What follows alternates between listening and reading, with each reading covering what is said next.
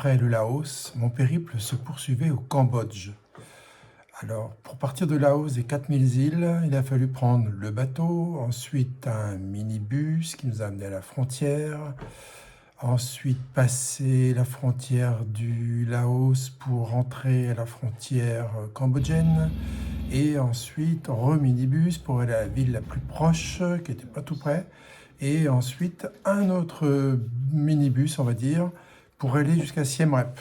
Donc tout ça, ça nous a fait une bonne journée de voyage. Et puis dans le bus, j'ai rencontré Chris et Carole, deux Français de Rennes, qui se trouvaient comme moi à partir du Laos pour aller au Cambodge et le visiter. Et du coup, j'ai profité qu'ils avaient déjà réservé dans leur hôtel pour aller au même hôtel qu'eux. J'avais rien réservé du tout à l'avance. Et puis voilà, donc du coup, je me suis retrouvé à Siem Reap dès le soir, chercher une SIM card. Et puis le lendemain, j'ai découvert la ville.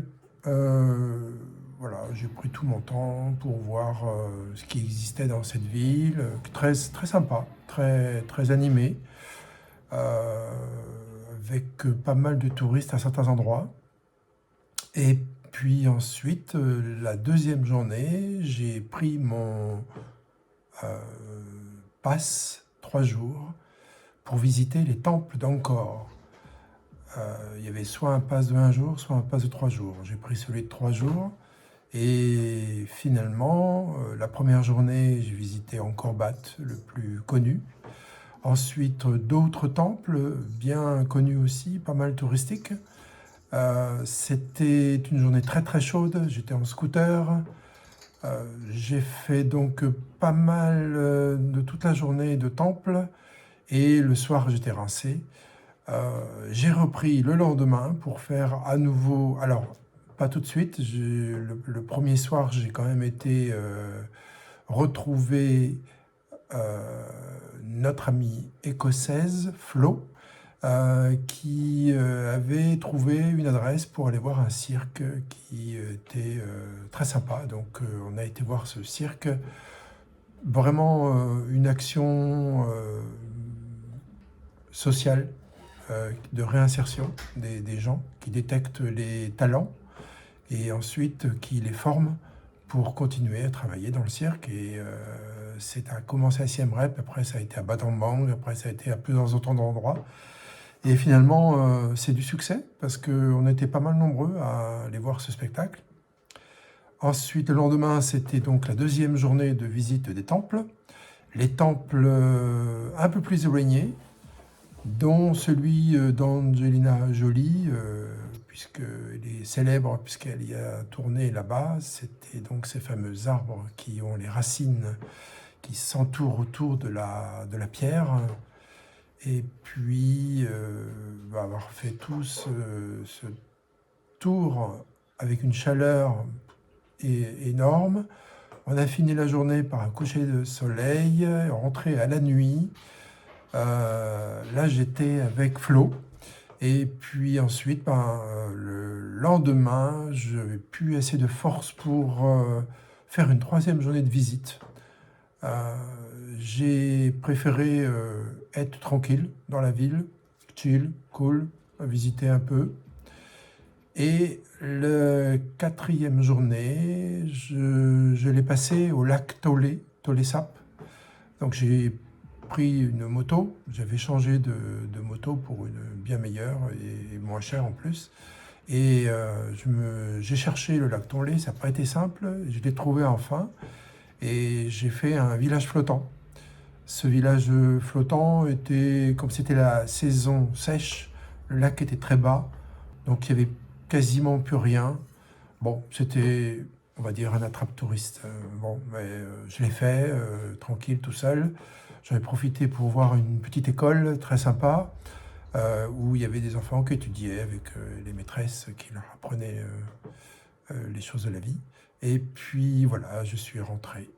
Je suis allé ensuite à Battambang, une ville, je sais pas moi, 2 heures et demie de Siem Reap, et en bus. là, j'ai trouvé une guest house pas trop chère. J'ai loué tout de suite un scooter. Et puis, je me suis baladé dans la ville. Et puis, à un moment donné, j'étais sur un banc et j'ai posé mon iPhone et j'étais dans la lune. Je suis parti, je l'ai oublié. Et quand je suis revenu, je m'en suis aperçu assez rapidement, mais quand je suis revenu, il n'y était plus. Donc, j'ai perdu mon iPhone le lendemain. La première chose que j'ai faite, c'est d'aller dans un magasin. Il y en a quelques-uns qui vendent des appareils smartphones. J'ai pas trouvé le même modèle exactement que le mien, mais il ressemblait beaucoup. Au lieu du iPhone SE, j'ai pris le iPhone 8. Et puis, j'ai pris une nouvelle SIM card. J'ai ensuite j'ai continué mes visites et j'ai été voir la fameuse grotte où il y a plein de chauves-souris qui partent à une certaine heure, au coucher du soleil, on va dire. Elles sortent toutes tout d'un coup. Il y en a des milliers de chauves-souris.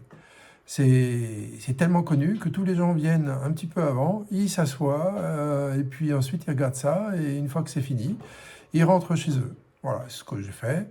Il y avait un temple à côté, j'en ai profité pour le visiter. Le lendemain, je suis parti pour Kampot, une ville au bord de la mer. Malheureusement, il n'y a pas de chemin direct pour y aller. On est obligé de passer par Phnom Penh, donc un minibus qui nous emmène jusqu'à Phnom Penh, et ensuite un autre minibus qui nous fait aller jusqu'à Kampot. Et de là, ça nous fait arriver pas tout à fait tôt, mais ça a permis de voir quand même dans la journée, en arrivant, les marais salants. Donc, découverte des marais salants, c'était énorme. C'était un travail pieds nus. Là, quand je pense à Guérande, où ils sont assez bien protégés, eux, par contre, pas du tout. La journée d'après, ce fut la visite d'une plantation de poivre très connue. Ce sont des Belges qui se sont installés il y a 6 ans. Ça a bien marché et maintenant, leur poivre est très très connu. Il est même utilisé par les grands chefs, très prisé. Et c'est vrai qu'il y a une dégustation après cette visite de la plantation. Et la dégustation consiste à déguster des différentes qualités de poivre. Et très original, mais vraiment très bon. Du coup, ça m'a fait vraiment apprécier le bon poivre. Avant, j'aimais bien le poivre blanc, disons, et là, le poivre était vraiment d'une qualité supérieure. La journée suivante fut la visite du Beaucorps. Donc, c'est un endroit juste à côté de Kampot. Il faut faire quelques kilomètres pour arriver tout en haut euh, d'une d'une falaise, on va dire. Et il se trouvait que là-haut, il y avait... enfin, c'est un peu mystique, enfin mystérieux. En plus, le jour où je l'ai fait, il y avait un brouillard qui avait du mal à se dissiper. Et quand on arrive tout là-haut, bon, il y a une ancienne église, il y a un ancien hôtel qui fonctionne toujours. L'église, non, plus du tout.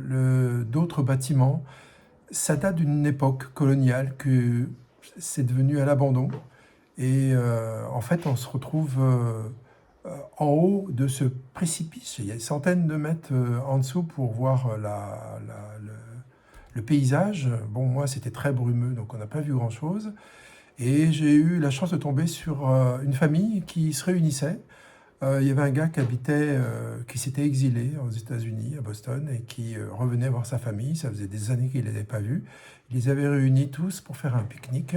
Et il m'a vu passer, ils ont dit allez, viens, etc. Et puis du coup, j'ai déjeuné avec eux. C'était vraiment très sympa. Ils sont très, très accueillants, très chaleureux. Le lendemain, j'ai été à Kep. C'est un petit village pas très loin de Kampot. Il y a beaucoup de gens qui vont carrément à Kep pour y séjourner. Il faut en tout cas prendre un hôtel là-bas. Moi, j'ai préféré faire l'aller-retour dans la journée. Célèbre pour son crabe. En fait, il pêche le crabe. L'emblème d'ailleurs de Kep, c'est le crabe. Et du coup, il y a un marché où on peut y manger toutes sortes de nourriture qui sort de la mer, et notamment les crabes. Donc vraiment, c'est très sympa. Par contre, la ville, bizarre, on a l'impression que tout est abandonné. Il fut un temps, ça a dû être vraiment magnifique, très prisé, très touristique. Et là, on a l'impression que tout était parti à l'abandon. Bon, j'ai fait un grand tour avec mon scooter de toute la petite péninsule autour. Et puis ensuite, bah, je suis revenu. C'était une belle journée. Alors à Campote, il y a aussi une vie nocturne très sympa. C'est une ville qui a beaucoup de maisons coloniales encore, bien intactes. Et elle a un certain charme. Vraiment, j'ai bien aimé cette ville. La vie nocturne y est vraiment très sympa.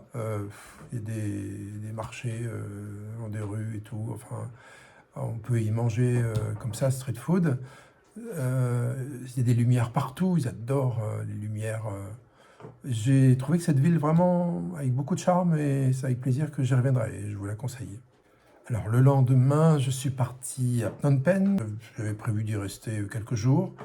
J'y suis resté 4 jours finalement. La première journée, le minibus qui m'emmène jusqu'à Phnom Penh. On arrive au cours de journée. Ensuite, je me balade dans la ville et je découvre un marché. En fait, il y a pas mal de marchés à Phnom Penh. Très intéressants tous les uns que les autres. Le soir, j'ai retrouvé Chris et Carole. On a bu une petite bière, on a trinqué la santé des uns et des autres. Et le lendemain, j'allais voir le musée mémorial du génocide. Alors, j'y suis allé le matin assez tôt pour pas qu'il y ait trop de monde. Bon, j'ai pas pris beaucoup d'images. Quand on sort de là, on est pas très bien. Voilà, il faut le voir. L'audio guide est vraiment super. Moi, je le conseille à ceux qui vont voir ce mémorial. Il faut vraiment prendre de l'audio guide. Il est très délicat, très sympa, parce que c'est dur quand même, hein, tout ce qu'on voit là-dedans. Et vraiment, moi j'ai bien aimé la façon dont c'était raconté. Ensuite, l'après-midi, bah, j'en ai profité pour voir différents marchés. J'ai notamment goûté au Russian Market un mango juice, excellent, le meilleur que j'ai mangé pendant tout mon périple. Et le lendemain, j'ai visité le Palais Royal. Donc là, c'est l'endroit le plus connu pour les touristes. C'est un incontournable, très beau, vraiment très sympa. J'ai fait quelques images, il faisait beau en plus, c'était une belle journée. Donc voilà, grande virée à l'intérieur. Il fallait mettre le masque parce que le Covid était toujours encore, disons, présent dans la tête des uns et des autres. Et bon, le masque était obligatoire pendant toute la visite. Et ensuite, en sortant, je me suis dit, tiens, je vais essayer. Il y avait un marché juste devant la place du Palais Royal qui s'installe le soir. Et il y avait une dame qui vendait toutes sortes d'insectes. Des araignées, des grillons, enfin plein de choses. Du coup, j'en ai profité pour faire un test dégustatif. J'ai acheté des choses. Donc, du coup, vous avez pu remarquer dans la vidéo si vous l'avez vu. Sinon, là, je vous en ai mis quelques extraits. Certaines choses bon, visuellement ne sont pas très appétissantes, mais quand on les mange, je vois par exemple pour l'araignée, c'était très bon. J'en reviens pas. Il y a des choses comme ça. Qu'est-ce que j'ai mangé aussi d'autre? C'était une sorte de petit oisillon. C'était pas mauvais. Voilà. Ça m'a pas rempli l'estomac. Du coup, après, j'ai été dîner dans un street food.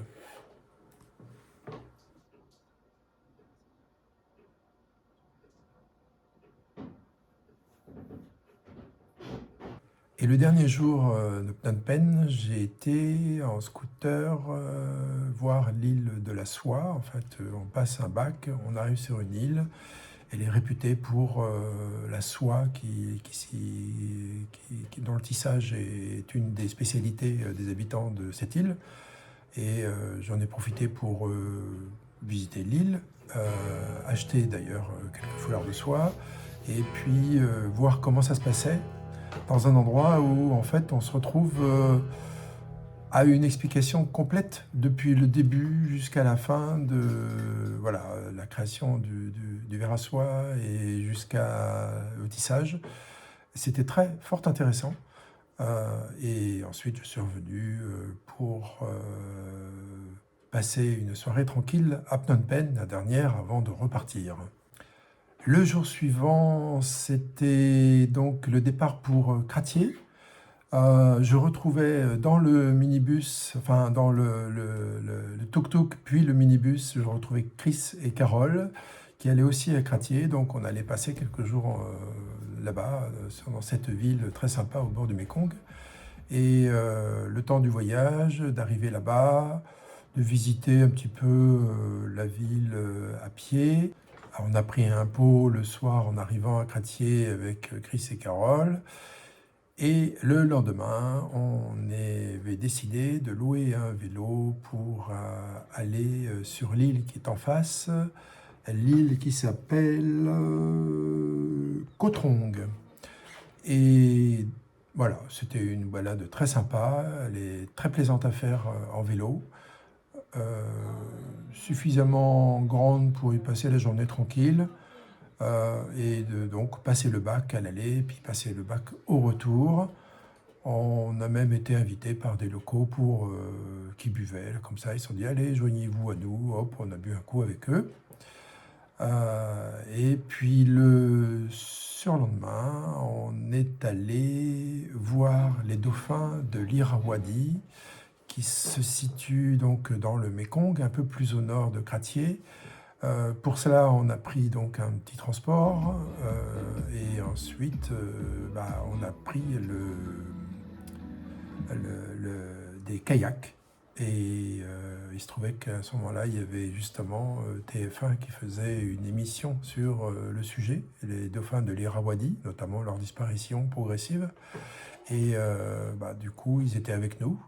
On a donc profité des explications qu'ils donnaient aux journalistes pour en savoir un peu plus.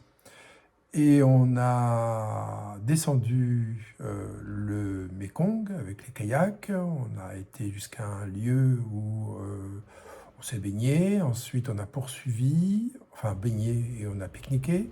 Ensuite, on a poursuivi et puis là, on est arrivé à un endroit où les dauphins de l'Irrawaddy sont supposés être. Et comme c'était une saison des accouplements, on était censé les voir un peu plus facilement que dans d'autres moments. Ça n'a pas été évident de les voir. On les a quand même vus, on a quand même vu leur dos, etc. On a rarement vu un dauphin entier sortir de l'eau et puis voir la façon dont la fameuse bosse qu'ils ont devant eux, qui les différencie des autres dauphins. Et puis ensuite, on est rentré et là, on a profité pour faire un pot avec Chris et Carole parce que eux, le lendemain, partaient pour le Vietnam et moi, je poursuivais au Cambodge vers Mondulkiri. Alors avant de partir à Mondulkiri, j'ai quand même passé une journée cool à Cratier, juste pour reposer tranquille. Et ce n'est que le lendemain que je suis parti à Mondulkiri en minibus. J'ai donc fait le trajet le matin pour arriver en début d'après-midi. Là, j'ai trouvé une guest house très sympa, une petite cabane vraiment très originale. Et j'en ai profité pour visiter la ville à pied l'après-midi. Et ensuite, le lendemain, je me suis dirigé vers les cascades Bouzra, les Bouzra Falls. Et c'est un endroit où donc les gens aiment bien aller pour se reposer, pour être tranquille. Il fut un temps, c'était très touristique parce que j'ai vu que l'infrastructure était là, mais beaucoup moins de monde et ça partait un petit peu à l'abandon. Mais bon, les cascades sont toujours là, elles sont toujours superbes. Les gens ils viennent aussi des fois déguisés. J'en ai profité parce que du coup ça fait de très belles photos. Le lendemain, j'ai pris le scooter encore pour aller chercher une cascade. J'avais vu ça dans le Google Maps et je me suis dit tiens je vais aller voir et puis je me suis perdu. Je suis arrivé à un endroit où de toute façon ils avaient fermé l'accès et du coup je me retrouvais après avoir fait des kilomètres et des kilomètres devoir faire demi-tour. J'ai été voir autre part où il devrait y avoir une autre cascade, mais il y avait des énormes travaux qui étaient en train de se faire. Bref, j'ai passé la journée à chercher une cascade que je n'ai jamais trouvée. Je suis tombé sur un endroit un petit peu paumé où j'ai vu une sorte de petit village. Il y avait une sorte de un restaurant, boui-boui, disons, lequel je pouvais manger. Du coup, j'ai choisi un plat. C'était pas très ragoûtant. D'ailleurs, quand je l'ai mangé, j'ai pas spécialement apprécié. Et je pense que c'est ça qui m'a filé la diarrhée le lendemain. Voilà. Après, je suis revenu je suis parti le lendemain pour Ratanakiri. Ratanakiri, un endroit célèbre pour tous les treks à faire. Je ne comptais pas faire spécialement de trek. Mais bon, je me suis dit, de toute façon, on verra, je vais au feeling. Et le voyage s'est pas très bien passé pour y aller parce que en fait, j'avais vraiment mal au ventre, j'avais la diarrhée en fait. Et on est allé à Ratanakiri, là il y avait une personne qui attendait quelqu'un qui avait réservé via Booking. Il pensait que c'était moi, donc c'était pas moi, mais il m'a dit j'ai des chambres si vous voulez, c'était pas trop cher, donc j'ai accepté. Et puis il se trouve il organise des treks. Et malgré mon mal de ventre, j'ai quand même pris des cachets. Il m'a convaincu de faire un trek de 3 jours, 2 nuits. Quand j'y repense, je me dis comment j'ai fait pour accepter ça. Enfin bref, mais ça valait le coup, c'était très sympa. Le lendemain, je suis parti donc faire ce trek. On démarre avec une pirogue, ensuite on a le trek qui commence. C'est pas toujours facile, il y avait des endroits un petit peu plus difficiles que d'autres. Il y avait un des guides qui m'avait fait une canne avec un bambou. Ça m'a beaucoup aidé quand il s'agissait de descendre des pentes très pentues. Et voilà, donc ça a été très sympa. Contrairement à ce qu'on pourrait penser, on a bien mangé, tout était hyper bien organisé. Les guides sont vraiment très gentils. Quand on arrivait le soir, ils nous préparaient à manger dans leur gamelle. Ils chassaient parfois, ils pêchaient eux-mêmes. Et avec la récolte qu'ils avaient, ils faisaient quelque chose. Donc du poisson, une grenouille un jour. On a eu des endroits fort sympathiques, notamment le deuxième soir où il y avait une cascade et c'était hyper plaisant de pouvoir se baigner dans cette cascade.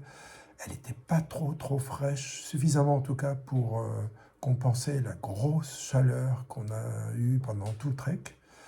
Et puis le deuxième soir, il y a quand même eu un gros orage. Ils avaient installé les hamacs, et quand ils ont vu que ça allait tomber, ils ont vite tout replié. On a dû attendre 1h30, 2 heures que la pluie cesse de tomber, ça tombait vraiment fort. Et ils ont remis les hamacs, et puis ensuite, on a dormi. On était un petit peu humide, mais on était tellement crevés qu'on a bien dormi. Le lendemain matin, dernier jour de trek, on a poursuivi, on a fini chez le guide local, dans sa famille. Il y fait un certain alcool dedans. Je ne sais plus comment il s'appelle cet alcool. Enfin, on a goûté, c'est vraiment très bon. C'est vraiment très plaisant comme alcool. On a bien mangé. On est parti de chez eux. On a repris la route, le bateau et on est arrivé à Ratanakiri. J'étais avec un couple qui était d'Irlande. pendant tout le trek et eux partaient le lendemain pour aller en Thaïlande. Moi, je suis resté le lendemain dans la ville pour chiller, pour être cool, quoi. Vraiment me reposer du trek. Notamment, c'était le jour de l'an. Le soir, il y avait une grosse fête. Tout le monde s'arrosait. Ça faisait déjà quelques jours où les gens s'arrosaient et ils s'enfarinaient aussi. Et bah là, c'était la grosse stuff. Musique, danse, de l'eau, je suis revenu tremper, de la farine. Bref, bon enfant, une atmosphère très très sympathique. Et bon, finalement, je suis revenu, je les ai laissés continuer la fête, puisque eux allaient terminer très tard. Moi, j'étais un peu crevé. Et le lendemain, j'ai été voir un lac qui se situait à 5-6 km de là. J'étais à pied et comme c'était un jour férié, il y avait plein de locaux qui étaient là. C'était la fête à nouveau. Certains venaient endimancher ou avec des déguisements. Donc ça fait des belles photos. Donc j'ai profité d'une dernière journée au Cambodge dans une très bonne ambiance autour de ce lac.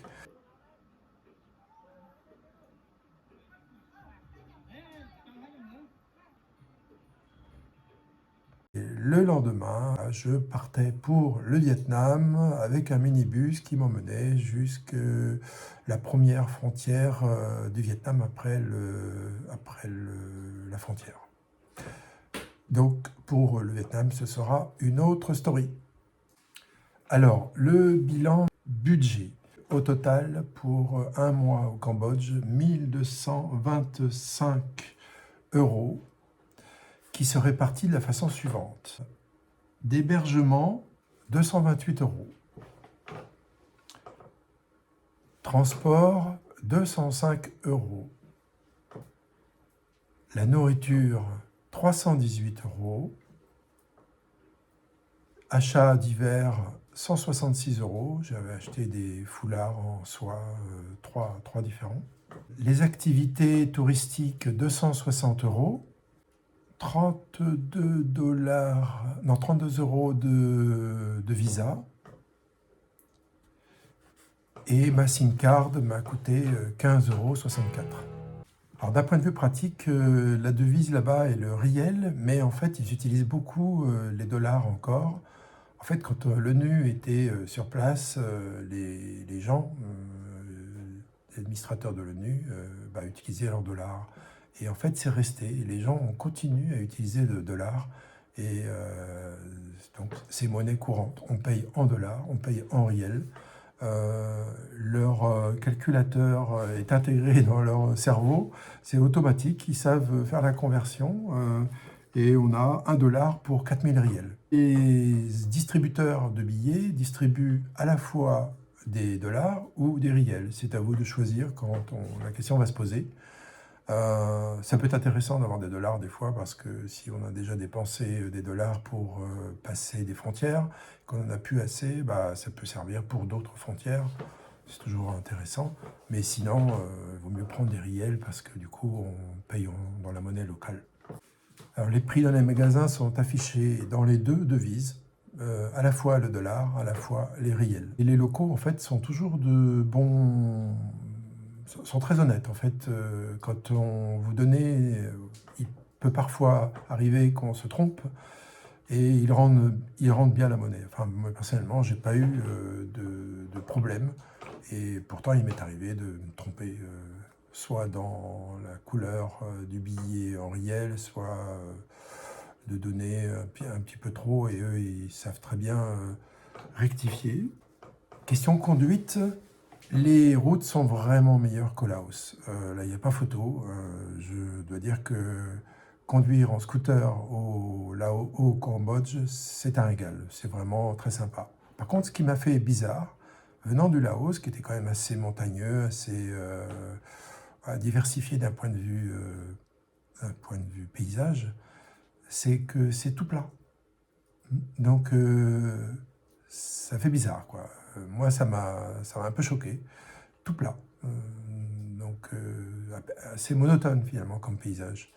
Bon, si on va vers Kampot, c'est déjà un petit peu plus différent. Mais, ou si on va plutôt vers Mondolkiri, Ratanakiri, c'est aussi un petit peu moins plat, mais globalement, voilà, Siem Reap, Phnom Penh, d'autres villes où j'ai été, Kratie, etc., tout est plat. Bon, mais ça n'empêche pas que les villes sont très sympas à visiter. Pour la nourriture, elle est très variée. Alors, j'en ai peut-être pas parlé pour le Laos, mais j'ai préféré la nourriture au Laos. Mais la nourriture au Cambodge j'ai bien aimé aussi. Bon, vous avez vu, j'ai testé certains insectes comme les araignées, les scorpions, les vers, les grenouilles, sauterelles, grillons et cafards. La langue, l'anglais est est plus parlé qu'au Laos.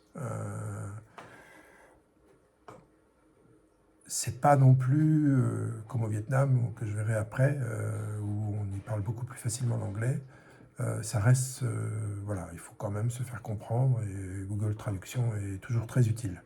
Dans les transports, du coup, on a le choix, on a les minibus, on a le train je ne l'ai pas pris, mais qui est réputé être très lent. Les routes étant bonnes, le trajet se fait assez rapidement. C'est très bien organisé, quand on passe d'un endroit à un autre, on vient vous chercher, il n'y a pas de souci. Vraiment, tout est bien organisé. C'est pour aller d'un point à un autre, vous demandez à votre guest house, à votre hôtel, et ils savent. Ils vont vous organiser tout ça tranquille. La sécurité, top, hein, il n'y avait aucun souci. On peut laisser sur le scooter son casque. Bon, prenez votre sac à dos. Et quand vous laissez vos affaires dans le bus, bon, c'est assez sécure. Il n'y a pas de malaise. Du point de vue Internet, on a du Wi-Fi partout. C'était pas tout à fait le cas partout au Laos. Au Cambodge, il n'y a aucun souci. Et j'ai eu ma SIM card pour 30 jours avec la marque Smart. Et c'était 11$ pour 40 gigas. Voilà, pour le mois. Alors, mon ressenti personnel pour le Cambodge, un pays très sympa. Je pense que j'ai des villes que j'ai pas faites encore. J'y retournerai sûrement pour visiter d'autres aspects. J'ai bien aimé Phnom Penh, c'est une ville, capitale très sympa. Kratie, vraiment sympa. Et puis bien sûr Siem Reap avec tous ces temples. Bon, donc, et surtout Kampot, un petit coup de cœur. Voilà, donc du coup, je vous recommande, hein, les gens étant tellement sympas et tout étant si bien organisé que pour un touriste, c'est assez cool. Et la vie est pas chère. Voilà pour le Cambodge. Et la prochaine sera une vidéo de bilan pour le Vietnam.